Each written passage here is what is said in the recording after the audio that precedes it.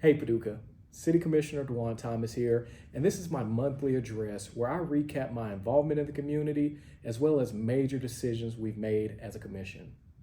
Starting off, I've been involved in over 30 community events, meetings, and engagements, all within a short time of just 28 days. And this has been a very productive month. And starting off, I was able to help the Paducah Cooperative Ministry organize their donations that they received over the holiday season alongside Rotary Club members. And every time I get to support PCM, it's always a great experience. Next, I was invited to two Go Red events in our community, and they were both hosted by local sororities alongside our hospitals. And it was a very informative event, learning about heart health. And I appreciate these groups holding such vital events for our community. And the following week, the Paducah Diversity Advocacy Board hosted a quarterly meeting with all local nonprofits.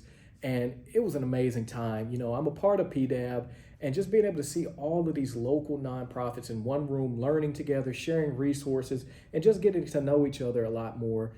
It was great. And it gave me a chance to reflect on all the boards and nonprofits that I've worked with over the years, especially with those that I'm with right now, such as PDAB, the Uppertown Heritage Foundation, and a New Breed Veterans Coalition. So it was an awesome time. And one of my favorite events that I was a part of this month was being able to speak to students at Reedland Middle School. I was invited to come for their Black History Month showcase, and it was amazing. I got to share my story about how I got into politics, why I got into politics, and what it's like being a city commissioner. And the students were so engaged. It was very encouraging for them to even care about local politics like they did. I had so many questions from students, and it was just an amazing time. And one key takeaway, I always like to leave this message with any youth that I interact with, and that is that you can be a leader no matter your age. Don't let age hinder you from making a difference. Even if it's just for your friends, your school, your family, you can make an impact no matter how old you are, and especially if you keep God first. And then the very next day, I joined our Chamber of Commerce on our trip to Frankfort. It was for their legislator day, and we got to interact with so many elected officials in Frankfort and just advocate for Paducah. And like I said in the previous video, anytime that we get to interact with our legislators on a personal note, is great for Paducah. And then also my fiance, she's an advocate for foster youth, so I got to introduce her to our Lieutenant Governor, James Comer, and so many other elected officials. So it was an awesome time in Frankfort. And in the following weeks, I was in several meetings about our Lowertown Arts and Music Festival. And as you know, that festival was canceled for this year, but I can share some good news. From what I took out of these meetings is that it will be back in 2026, which is exciting news. And in lieu of the festival this year, there is a nonprofit, a New Breeds Veteran Coalition, and a Blessed Bike Shop. They're going to be hosting the Paducah Arts and Music Festival.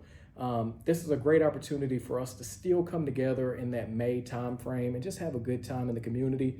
And also it's for a good cause. A New Breeds Veteran Coalition, they have so many programs where they want to support the community, those in need, and those just needing a hand up.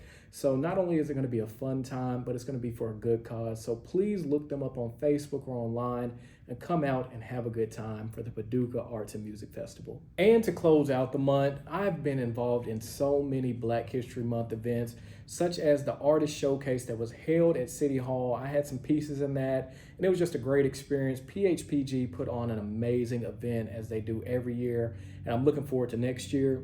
And also, I was at Black Mecca Market, the Black Mecca Market, and that was hosted by R&B's Unique Touch. And that was just a great event where local businesses could set up and we could just, have a good time, support local business.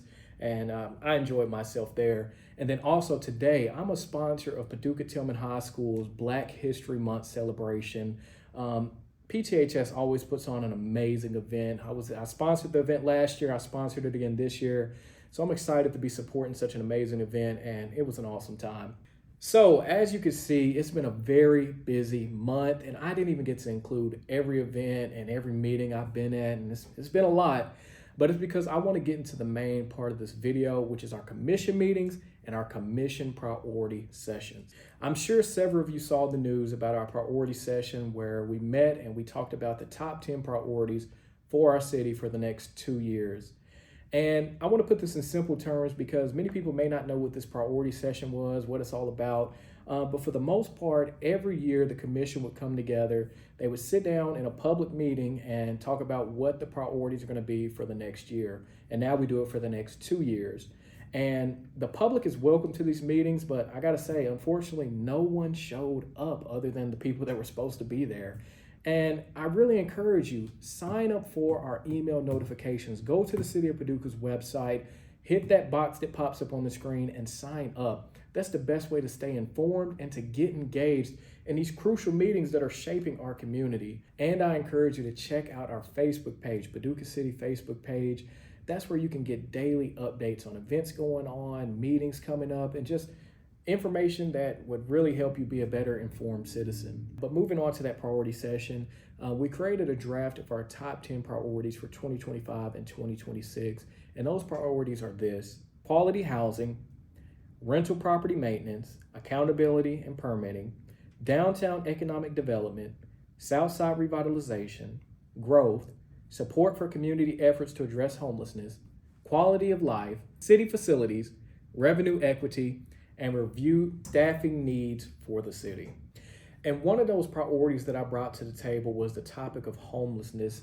And, that's been a topic of discussion for many years, but it's never been a set in stone priority for the city. So I'm proud to have been able to get that in our top 10 priorities. And I'm looking forward to so much work being done in our city. Because as you know, I've worked with several organizations in our community that deal with homelessness on a day-to-day basis. And I'm no expert by no means, but I just know the struggle that comes with being homeless, because I've even had relatives that have dealt with homelessness. So I have a heart for people in these situations. But as I said on my campaign trail, I don't believe in infinite handouts, but I do believe in hand ups. Because the reality is, not everyone that's homeless wants the help. But for those that do, our local organizations like PCM, the Warming Center, Community Kitchen, and so on, they know how to help these people that come to them on a day-to-day basis. And I believe that the city, it's time for us to take a step up and actually help these organizations get their job done for those citizens. Even though they don't have a home, they're people, they live in our community, and they matter. And one thing that I can say is that financially supporting these organizations is not going to be a burden on taxpayers, on the city. It's just going to be a benefit. We have a great team working in City Hall that works on our budget. And as I grow in this position, I hope to help them find ways that we can actually cut spending so we can have more funds for programs that help the community in its entirety. And hey, maybe even down the road, find ways that we can cut taxes. And I know a lot of people will like hearing that. But a major takeaway I want to leave with you is this. The result of those priority meetings, I gotta say, it was a very positive outcome. We had great discussion, in-depth discussion about a lot of these topics that I went over. And, sometimes the media kind of portrays things in a negative sense, and not to critique them at all, but when I left the meeting, I felt great and optimistic that we're going in the right direction. We're making great decisions for our city and for the citizens that reside here. And be on the lookout for the month of March. We'll have 3 commission meetings, which will be March the 4th, March the 11th, and March the 25th, all at 5 p.m. at City Hall. I highly encourage you to show up. This is the opportunity to learn about what's going on in your city and to get involved in the decisions being made for you. And I hope you've enjoyed this recap. I'm going to ask you to share this video so more community members can be informed on the decisions being made in our city and just my involvement in the community. And I'll see you in the next video.